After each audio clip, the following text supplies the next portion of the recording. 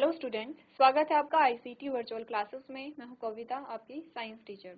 उम्मीद करती हूं आप सभी अच्छे होंगे और स्वस्थ होंगे। तो क्लास हम अपने चैप्टर को यहाँ पे कंटिन्यू करेंगे जिसका नाम है न्यूट्रिशन इन प्लांट्स। हम पढ़ रहे थे जो एनिमल्स होते हैं उनमें किस प्रकार से पोषण की प्रक्रिया होती है। उसके बाद हम सभी जानते हैं अपने पेट के बारे में, जिसे हम अमाशय या स्टमक कहते हैं। नेक्स्ट बात आती है इंटेस्टाइन यानी कि आंत की, जिसे हम लार्ज इंटेस्टाइन और स्मॉल इंटेस्टाइन दो पार्ट में यहाँ पे डिवाइड करते हैं। तो आपको क्या करना है, अलग अलग जो ऑर्गन है जब भी आप पढ़ रहे हैं आपको इमेजिन करना है कि क्या हो रहा होगा।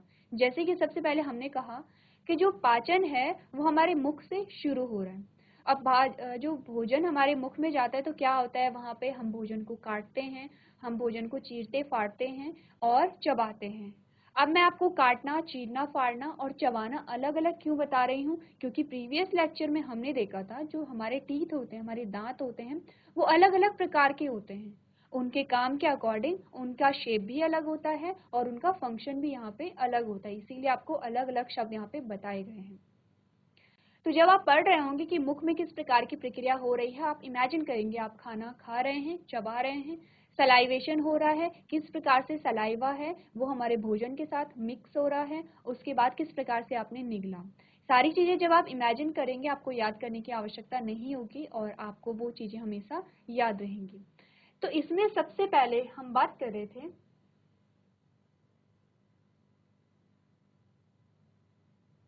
जो डाइजेशन स्टार्ट हो रहा था वो हमारे मुख या मुख गुहा से स्टार्ट हो रहा था। तो अभी तक हमने क्या देखा, हमने कहा यहाँ पे जो डाइजेशन है वो दो पार्ट में पूरा होता है। एक तो फिजिकल ब्रेकडाउन है, यानी कि भौतिक रूप से हम भोजन को छोटे छोटे टुकड़ों में डिवाइड कर देते हैं।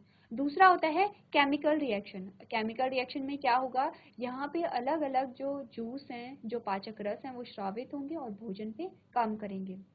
अब अभी हमने क्या कहा, दो पार्ट में डिवाइड है। सबसे पहले फिजिकल ब्रेकडाउन में क्या होता है, देखिए हमने रोटी को तोड़ा, वो क्या है, फिजिकल ब्रेकडाउन है, यानी कि भौतिक रूप से हम क्या कर रहे हैं, उसे तोड़ रहे हैं। उसके बाद हमने क्या किया, भोजन को चबाया, वो भी क्या है, यहाँ पे फिजिकल ब्रेकडाउन है। तो अभी तक हमने क्या देखा कि अभी हमने जो पहला स्टेप देखा है वो है अंतर्ग्रहण, जिसे हम कह रहे हैं इजेशन। यहाँ तक की बात हो गई थी। जब हमने यहाँ पे इजेशन को पढ़ा, हमने कहा जब हमने भोजन को ग्रहण किया, भोजन को चबाया, साथ साथ में क्या हो रहा है, जो लार ग्रंथि है, लार ग्रंथि से लार निकल रहा है।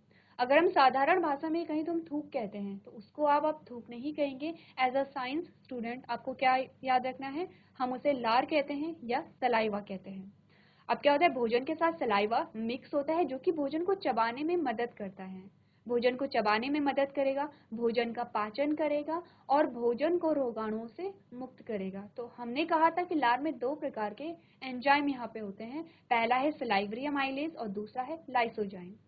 सलाइवरी अमाइलेज ने क्या किया, आपको याद रखना है, इंपॉर्टेंट है। सलाइवरी अमाइलेज ने अब यहाँ पे कार्बोहाइड्रेट का डाइजेशन किया। कार्बोहाइड्रेट का डाइजेशन यानी कि जो कार्बोहाइड्रेट है उसका पाचन किया, लेकिन किस प्रकार का पाचन है, भी आंशिक पाचन हुआ है, पूरा पाचन नहीं हुआ है। उसके बाद हमने कहा कि जब यहाँ पे सलाइवरी अमाइलेज है उसका फंक्शन आपने देख लिया। लाइसोजाइम क्या करता है, हानिकारक जीवाणु को यहाँ पे नष्ट करता है। यहाँ तक की बात हम कर चुके थे। साथ ही आपको यहाँ पे सलाइवा के फंक्शन बताए गए हैं, क्या करता है, पाचन कर रहा है, सुरक्षा प्रदान कर रहा है, भोजन को गीला करने में मदद कर रहा है, चबाने में मदद कर रहा है, निगलने में मदद कर रहा है। ये सारे फंक्शन किसके होते हैं, सलाइवा के होते हैं, यानी कि लार के होते हैं। नेक्स्ट हमने बात की थी कि हमारे मुख में जो अदर जो ऑर्गन होते हैं वो क्या है, दांत हैं। अब दांतों का भी इंपॉर्टेंट रोल होता है। जब भी हम इजेशन की बात करेंगे यानी कि अंतर्ग्रहण की हम बात करेंगे, अंतर्ग्रहण में इंपॉर्टेंट रोल किसका होगा, दांतों का होगा, जीभ का होगा, सलाइवा का होगा। अब जो दांत होते हैं उनका फंक्शन क्या है वो आपको अच्छे से पता है, क्योंकि हम सभी भोजन करते हैं और हम सभी को पता है कि हमारे दांत में क्या क्या यहाँ पे फंक्शनिंग हो रही है। आपको याद क्या रखना है, दांतों के प्रकार आपको याद रखने हैं, इंसीजर, कैनाइन, प्रीमोलर और मोलर। सबसे पहले देख लेते हैं इंसीजर कहाँ है। देखिए ये जो फ्रंट के आपको दांत दिखाई दे रहे हैं ये है इंसीजर। नंबर में कितने हैं, ये 4 हैं। हम एक साइड की बात कर रहे हैं, एक सेट की हम यहाँ पे बात कर रहे हैं। हमने कहा क्या है, यहाँ पे इंसीजर 4 हैं। उसके बाद इंसीजर में हमने देखा, इंसीजर का फंक्शन जब हमने पढ़ा, हमने कहा क्या फंक्शन है इसका, biting and cutting the food, यानी कि क्या कर रहा है, ये क्या करेगा, भोजन को जब हम बाइट करते हैं, आपको पता होगा जो हमारे फ्रंट के जो दांत हैं उन्हें हम इंसीजर कह रहे हैं, और फ्रंट के दांतों का काम क्या होता है, काटना। अब कोई भी चीज खा रहे हैं सबसे पहले हम फ्रंट के दांतों से ही काटते हैं, तो जो हमारे इंसीजर का काम है वो क्या है, बाइट और कटिंग द फूड। ये बात क्लियर है। अब नेक्स्ट बात करेंगे कैनाइन्स की। तो कैनाइन्स कहाँ पे हैं, देखिए ये जो साइड के आपको दिखाई दे रहे हैं ये क्या है, यहाँ पे कैनाइन है। अब आपने क्या देखा, इनके स्ट्रक्चर में थोड़ा डिफरेंस है। आप अगर फ्रंट के यहाँ पे दांत देखेंगे और साइड के देखेंगे तो इनमें इनका जो स्ट्रक्चर है वो थोड़ा डिफरेंट है, थोड़ा सा नुकीला यहाँ पे आता है। तो क्या काम होता है यहाँ पे कैनाइन का, आपने देखा, for peering and tearing the food, यानी कि भोजन को चीरने और फाड़ने का काम करते हैं। आपको ये पता है हम बाइट करते हैं, फिर भोजन को हम क्या करते हैं, चीरते और फाड़ते हैं। चबाने से पहले चीरना और फाड़ना भी होता है, आपने ये ध्यान दिया होगा। नेक्स्ट हमारे पास आते हैं प्रीमोलर, और प्रीमोलर कहाँ पे होंगे, ये हमारे पास आ जाते हैं प्रीमोलर। साइड की बात चल रही है यहाँ पे, पहले हमने फ्रंट की बात की, फिर हम इधर की ओर यहाँ पे बढ़ रहे हैं। तो जो प्रीमोलर है उनका जो फंक्शन है वो क्या होगा, यहाँ पे क्या फंक्शन हमने पढ़ा था, हमने कहा था फॉर ग्राइंडिंग एंड च्यूइंग, चबाने में मदद करते हैं प्रीमोलर्स, और मोलर्स का भी जो फंक्शन है वो यही होता है, चबाने में मदद करते हैं। कहाँ पे मिलेंगे आपको मोलर, जो लास्ट वाले जो टीथ हैं वो क्या होंगे, यहाँ पे मोलर होंगे। ये आपके पास 4 प्रकार के टीथ आते हैं जो कि आपको ध्यान रखना है, इनकी जो प्रेजेंस है, इनकी जो लोकेशन है वो कहाँ पे होती है और इनका फंक्शन क्या होता है, ये सारी चीजें आपको याद होनी चाहिए। तो यहाँ तक की बात हम कर चुके थे, यहाँ तक के टॉपिक हमने कवर कर लिए हैं। इसके बाद जो नेक्स्ट हमारा पार्ट होगा वो ये है डाइजेशन का। Milk teeth and permanent teeth, 2 प्रकार के दांत हमारे पास आते हैं, एक होता है मिल्क टीथ और एक होता है परमानेंट टीथ, आप सबको पता होगा। तो जब भी कोई न्यूबॉर्न होता है, कोई नवजात शिशु होता है, उसके दांत नहीं निकले हुए होते हैं। जब वो 9, 10 या 11 महीने का होता है तो फिर उसके दांत निकलने शुरू हो जाते हैं। आपने ये चीज नोटिस भी की होगी, अगर नोटिस नहीं की है तो अब आप ये चीजें नोटिस कर सकते हैं। वो जो दांत निकलते हैं उन्हें हम कहते हैं मिल्क टीथ, क्योंकि ये जो दांत होते हैं ये परमानेंट नहीं होते हैं, क्योंकि जब भी बच्चा 6 से 7 साल की उम्र में होता है तो ये दांत टूटने लगते हैं। उसके बाद जो मिल्क टीथ हैं जब वो टूट जाते हैं तो नए दांत निकल कर आते हैं, उन्हें हम कहते हैं परमानेंट टीथ, क्योंकि ये दांत कैसे होंगे, परमानेंट होंगे।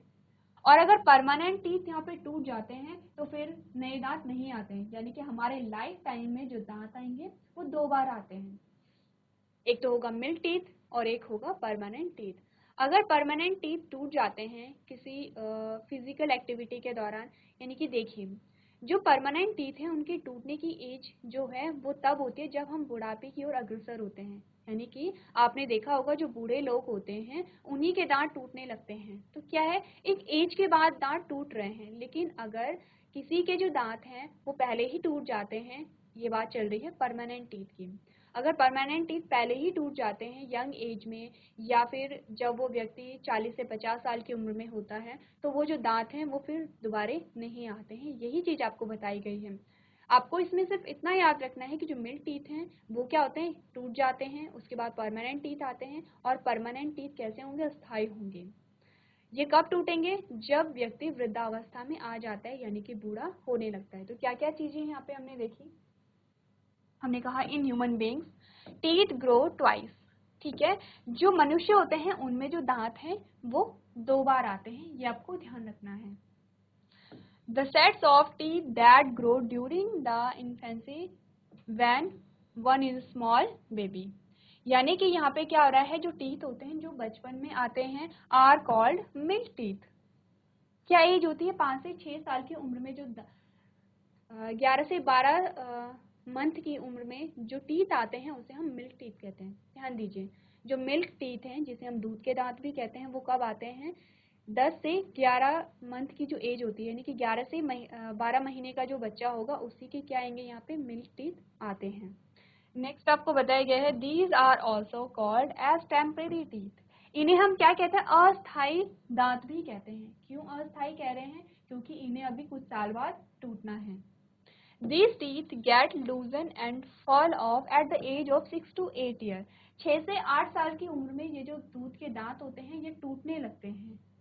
when milk teeth all of a new sets of teeth grow in their place। अब क्या होता है, जब दूध के दांत सारे टूट जाते हैं तो उनकी जगह पे नए दांत वहां पे ग्रो होने लगते हैं। और क्या हमने इन्हें कहा, this second set of teeth is called permanent teeth. अब ये हमें जो सेकेंड जो सेट हमारे पास आया है उन्हें हम स्थायी दांत या परमानेंट टीथ हम इन्हें कह रहे हैं, because these remain till the old age. क्योंकि ये कब तक रहेंगे, वृद्धावस्था तक रहेंगे।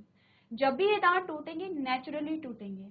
अगर जो परमानेंट टीथ है वो नेचुरली टूट रहे हैं तो कब टूटेंगे, वृद्धावस्था में टूटेंगे।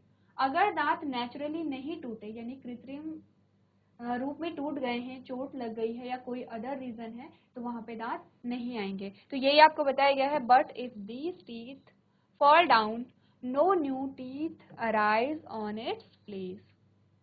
यही आपको बताया गया है। तो इस स्लाइड में आपको सिर्फ इतना ध्यान रखना है, हमारे पास दो सेट होते हैं टीथ के, एक होता है मिल्क टीथ और एक होता है परमानेंट टीथ। चलिए नेक्स्ट जो हमारे पास टॉपिक आता है वो है स्वीट एंड टूथ डिके, यानी कि मिठाई और दांत क्षय। अब आपने ये देखा होगा कि जब जो बच्चे होते हैं उनके दांतों में हमेशा हम कहते हैं कीड़ा लग गया है, कुछ ब्लैक ब्लैक सा हमें दिखाई देता है और ऐसा लगता है कि दांत सड़ रहे हैं, जिसे हम क्या कहते हैं कि जो दांत है दांतों में कैविटी हो गई है। क्या रीजन होता है कैविटी का और क्यों ये जो दांत है वो सड़ जाते हैं, तो यही हमें पढ़ना है। इसका रिलेशन किससे होगा, मीठे से है, क्योंकि हमारी हेडिंग में क्या है, मिठाई और दांत क्षय के बारे में बताया गया है। तो आप देखेंगे, the tooth is covered by white hard outer covering of tooth called enamel. हमारा जो दांत है वो बहुत ही टफ कवरिंग से घिरा हुआ होता है, जिसे हम क्या कहते हैं, इनेमल कहते हैं। सबसे कठोर भाग भी इनेमल को यहाँ पे कहा जाता है। Below which dentine is present. क्या कह रहा है, दांत सफेद सख्त बाहरी आवरण से ढका होता है जिसे इनेमल कहा जाता है, जिसके नीचे डेंटाइन मौजूद होता है। It is similar to bone which protects the pulp cavity having a nerves and blood vessels. यानी कि यह हड्डी के समान है जो नसों और रक्त वाहिकाओं वाले लुगदी गुहा की रक्षा करती है। आपको सिर्फ इतना बताया गया है कि जो हमारे दांत होते हैं वो एक हार्ड कवरिंग से घिरे हुए होते हैं जिसे हम इनेमल कह रहे हैं। अब जो दांत है, दांत के अंदर क्या होंगे, यहाँ पे ब्लड वेसल्स भी होती हैं। आपने देखा होगा कि हमारे जो दांत होते हैं वो सेंसिटिव कैसे होते हैं, क्योंकि दांतों के अंदर भी क्या होते हैं, जो ब्लड वेसल्स हैं वो यहाँ पे होती हैं। नेक्स्ट आपको बताया गया है, bacteria are present in our mouth but they are not harmful to us. यानी कि हमारे मुख में कुछ बैक्टीरिया होते हैं जो कि हमारे लिए अभी हानिकारक नहीं है। However, if we do not clean our teeth and mouth after eating, many harmful bacteria also begin to live and grow in it. These bacteria break down the sugar present from the leftover food and release acid. अब देखिए क्या होता है, the acid gradually damages the teeth. This is called tooth decay. अब क्या होता है कि हमें ये पता है हमारे भोजन के साथ बहुत सारे बैक्टीरिया हमारे मुख में आते हैं। अब अगर हम अपने दांतों को साफ नहीं करेंगे, अपने मुख को साफ नहीं करेंगे, तो क्या होता है, जो भी हम भोजन करते हैं उसका कुछ कुछ जो पार्ट है वो हमारे दांतों में फंस जाता है। इससे क्या होगा, जो बैक्टीरिया है उन्हें भोजन मिलेगा और उन्हें भोजन मिलेगा तो बहुत तीव्र गति से अपनी संख्या में वृद्धि करेंगे। अब जैसे ही उनका नंबर बढ़ता है वो क्या करेंगे, ये जो यहाँ पे भोजन है उसको क्या करेंगे, उसको ये लोग खाने लगेंगे और वहां पे क्या होगा, एसिड का फॉर्मेशन होगा, यानी अम्ल यहाँ पे बनेगा। आपने नोटिस किया होगा, अगर आप रात को ब्रश नहीं करते हैं खाने के बाद और जब आप सुबह उठते हैं तो आपको अपना जो मुख है वो खट्टा जैसा कुछ आपको फील होता है। क्या है वो खट्टापन, वहां पे जो बैक्टीरिया है वो एसिड का फॉर्मेशन कर रहे हैं और इसी एसिड के द्वारा हमारे जो दांत है वो खराब होने लगते हैं और दांत जो है वो सड़ने लगते हैं। क्या चीजें अभी तक हमने पढ़ी है, हमने कहा हमारे मुख में बैक्टीरिया मौजूद होते हैं लेकिन ये हमारे लिए हानिकारक नहीं होते हैं अगर हम टाइम टू टाइम अपने दांतों को साफ करते रहें। हालांकि अगर हम खाने के बाद अपने दांत और मुख साफ नहीं करते हैं तो उनमें कई हानिकारक बैक्टीरिया भी रहने और पनपने लगते हैं।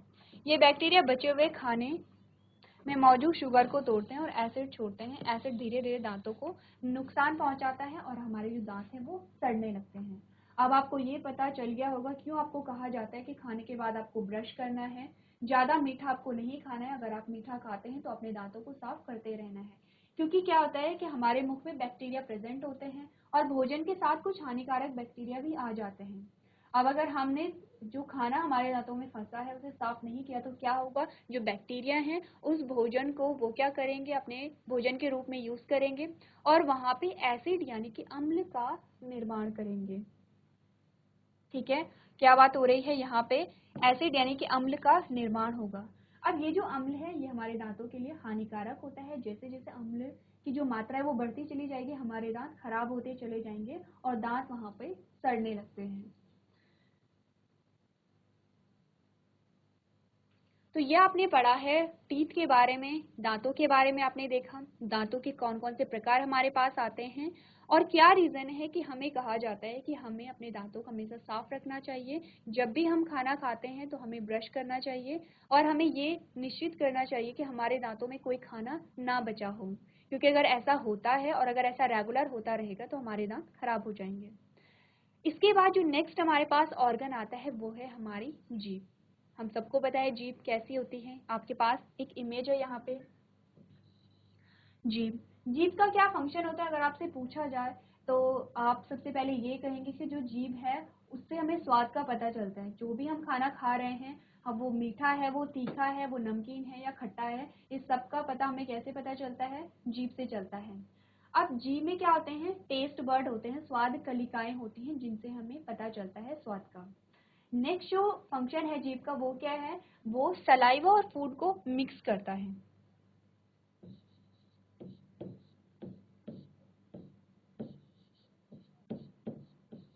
हमारे मुख में जो लार सिक्रीट हो रहा है, जो सलाइवा का सिक्रीशन हो रहा है, उसे भोजन के साथ मिक्स कौन करेगा, यहाँ पे हमारी जीभ करती है। बहुत इंपॉर्टेंट फंक्शन है जीभ का। अगर हम कहें कि और फंक्शन क्या हो सकते हैं तो आपको ये पता है कि हम बोलते जीभ के द्वारा ही हैं। तो क्या क्या आपको फंक्शन बताए गए हैं जीभ के, आपने देखा, it is a muscular organ attached at the back to the floor of a buccal cavity. जो जीभ क्या है, एक मांसल अंग है। आपने देखा होगा जीभ में कोई भी हड्डी, कोई भी बोन नहीं होती है, इसीलिए कहा गया ये एक मांसल अंग है जो मुख गुहा के तल से पीछे की ओर जुड़ा होता है। अब जो जीभ है वो पीछे से हमारी बक्कल कैविटी से जुड़ा होता है और जीभ के आगे वाला जो पोर्शन है वो फ्री रहता है, जैसे कि आपको इमेज में दिखाई दे रहा है। आगे वाला जो पोर्शन है वो फ्री है और पीछे वाला जो पोर्शन है वो बक्कल कैविटी से जुड़ा हुआ है। It is free from the front and can help in mixing a saliva with the food. यही आपको बताया जा रहा है कि ये सामने से मुक्त होता है तथा भोजन में लार मिलाने और भोजन को निगलने में मदद करता है। ध्यान दीजिए, आपको फंक्शन बताए जा रहे हैं किसके, टंग के। पहला फंक्शन आपको क्या बताया गया है, पहला फंक्शन ये है कि ये क्या करता है, फूड को सलाइवा में मिक्स करता है, पहला फंक्शन हो गया। दूसरा आपको बताया गया है स्वेलोइंग द फूड, यानी कि भोजन को निगलने में मदद करता है। तीसरा कह रहा है कि बोलने में, तीसरा जो आपको फंक्शन बताया गया है बात करने और बोलने में। नेक्स्ट आपको बताया गया है कि टेस्ट का जो हमें पता चलता है वो किससे पता चलेगा, हमारी टंग से पता चलेगा। तो ये सारे आपको क्या बताए जा रहे हैं, फंक्शन बताए जा रहे हैं। चाहे आप टीथ के बारे में पढ़ रहे हैं, चाहे आप लार यानी कि सलाइवा के बारे में पढ़ रहे हैं, चाहे आप टंग के बारे में पढ़ रहे हैं, आपको सबका फंक्शन याद होना चाहिए, क्योंकि आपके पास क्वेश्चन यही आएगा। या तो आपको आपसे जीभ के जो कार्य हैं वो पूछे जाएंगे, या सलाइवा के कार्य पूछे जाएंगे। ये पूछा जाएगा सलाइवा में कौन कौन से एंजाइम होते हैं, एंजाइम्स का क्या क्या यहाँ पे कार्य होता है। नेक्स्ट हमने क्या बात की, हमने कहा salt, sour, bitter food, salivary gland secrete saliva which breaks down a starch into sugar। क्या कह रहे हैं कि ये स्वाद का पता चलता है इनसे, जैसे मीठा है, नमक है या खट्टा है, कड़वे भोजन का ये पता हमें चलता है। कैसे पता चलेगा, क्योंकि इनमें क्या होती हैं, टेस्ट बर्ड यानी कि स्वाद कलिकाएं होती हैं। लार ग्रंथियां लार का स्राव करती हैं जो स्टार्च को शर्करा में तोड़ता है। अब यहाँ पे आपको लार के जितने भी फंक्शन बताए गए हैं वो आपको याद रखने हैं। एक बार फिर से हम रिपीट करेंगे। हमने कहा सबसे पहले जो टंग है, जो हमारी जीभ है, उसके क्या काम होते हैं, वो भोजन और सलाइवा को मिक्स करता है, पहला काम हो गया। दूसरा, हमें स्वाद का पता चलता है, कोई भी भोजन हम यहाँ पे ग्रहण कर रहे हैं वो मीठा है, खट्टा है, नमकीन है, जिस प्रकार का भी उसका स्वाद है वो हमें टंग से ही पता चलता है। तीसरा, भोजन को निगलने में जो टंग है वो हमारी सहायता करती है। चौथा, बोलने में हम क्या करते हैं, टंग का ही यूज करते हैं, यानी कि जीभ का ही यूज करते हैं। तो ये सारी चीजें आपको ध्यान रखनी है। आपको ये ध्यान रखना है कि जीभ कैसे एक मांसल ऑर्गन है, यहाँ पे किसी भी प्रकार की जो हड्डी या बोन हमें नहीं दिखाई दे रही है। जो जीभ है वो पीछे से जुड़ी होती है, कहाँ, बक्कल कैविटी से जुड़ी होती है, आगे का जो पोर्शन है वो फ्री रहता है। तो जितने भी फंक्शन आपको यहाँ पे बताए गए हैं आप सारे इसे नोट करेंगे।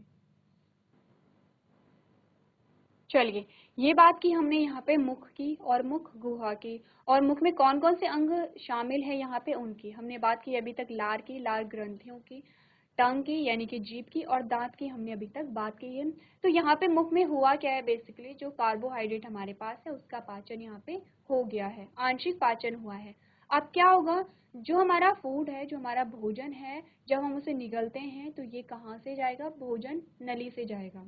दूसरा जो ऑर्गन हमारे पास आता है, जो डाइजेस्टिव ऑर्गन्स हैं, जो दूसरा ऑर्गन हमारे पास आता है वो है इसोफेगस या भोजन नली। अब भोजन नली का डायग्राम अगर आप देखेंगे, ये आपको पाइप जैसा जो स्ट्रक्चर दिखाई दे रहा है, ये क्या है, यहाँ पे इसोफेगस है। आप देख रहे हैं कि यहाँ पे जो भोजन है वो यहाँ से नीचे की ओर जा रहा है। तो जो भोजन नली है वो भोजन को हमारे मुख से हमारे स्टमक यानी कि हमारे आमाशय में भेजती है, जिसे हम पेट भी कहते हैं अपनी लोकल लैंग्वेज में।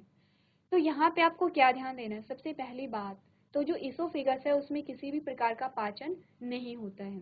इसोफेगस का काम इतना है कि जो भोजन है उसे मुख से स्टमक में पहुंचाना, पहली बात है।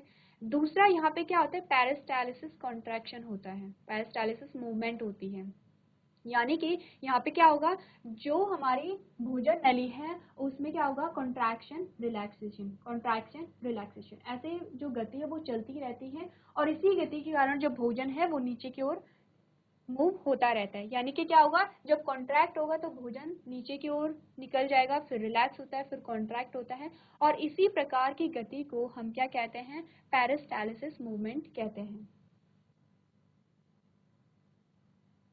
तो क्या बात अभी तक हमने किया, हमने कहा है it is a tube like structure which connect the mouth to the stomach and runs along neck and chest. ये कह रहे हैं कि ये ट्यूब जैसी संरचना है जो मुख को पेट से जोड़ती है और गर्दन और छाती के साथ चलती है। मैंने आपको प्रीवियस लेक्चर में बताया था कि आप अगर अपनी गर्दन को देखेंगे तो आपको एक ट्यूब यहाँ पे फील होगी। तो ये क्या होती है, ट्रैकिया होता है, यानी जिसे हम विंड पाइप भी कहते हैं। और इसी विंड पाइप के पीछे एक और नली होती है जिसे हम क्या कहते हैं, भोजन नली कहते हैं। तो भोजन नली को हम टच नहीं कर सकते हैं, जो टच हम करते हैं वो क्या होगा, यहाँ पे विंड पाइप होता है। अब यहाँ पे क्या होगा, जो भोजन है आपने फील भी क्या होगा, जब हम भोजन को निकलते तब भोजन यहाँ से होता हुआ हमारे पेट में जाता है। नेक्स्ट हमें बताया गया है it carries a slightly digested food from the mouth to the stomach, यानी कि थोड़ा पचे हुए भोजन को मुख से आमाशय तक पहुंचाता है। यहाँ पे क्या है, भोजन का आंशिक पाचन हो गया है जिसमें से हमने कार्बोहाइड्रेट को पढ़ा है। नेक्स्ट हमें बताया गया है food is pushed down words by the wave-like movement of the wall of a food pipe as a result of a alternate contraction and relaxation, and this movement is called peristalsis। यही same बातें आपको बताई गई है कि यहाँ पे क्या होता है, वैकल्पिक संकुचन और विश्राम के परिणाम स्वरूप भोजन नली की दीवार की लहर जैसी गति से भोजन नीचे की ओर धकेला जाता है, और इसको हम क्या कहते हैं, पेरिस्टालिसिस मूवमेंट कहते हैं। अब इस स्लाइड में इम्पोर्टेंट क्या है, देखिए भोजन नली के बारे में इम्पोर्टेंट क्या है। सबसे पहले तो आपको पूछा जा सकता है कि भोजन नली में किस भोज्य पदार्थ का यहाँ पे डाइजेशन हो रहा है, या किस पोषक तत्व का यहाँ पे डाइजेशन हो रहा है। तो आपका जो आंसर होगा वो क्या होगा, भोजन नली में किसी भी प्रकार का पाचन नहीं होता है। ये सिर्फ इसका फंक्शन क्या है, इसका काम क्या है, भोजन को मुख से हमारे आमाशय, हमारे स्टमक में भेजना।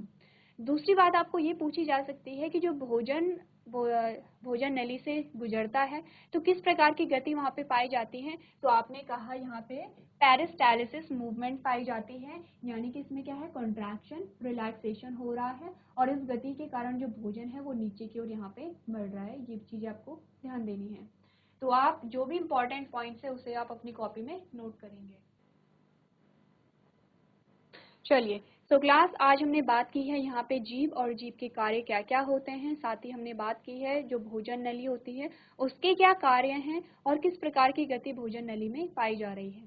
तो आज की क्लास में हम इतना ही करेंगे। आपको जो भी पढ़ाया जाता है वो आप घर से रिवाइज करके लेके आएंगे। तो अभी तक क्लास में बने रहने के लिए आपका धन्यवाद।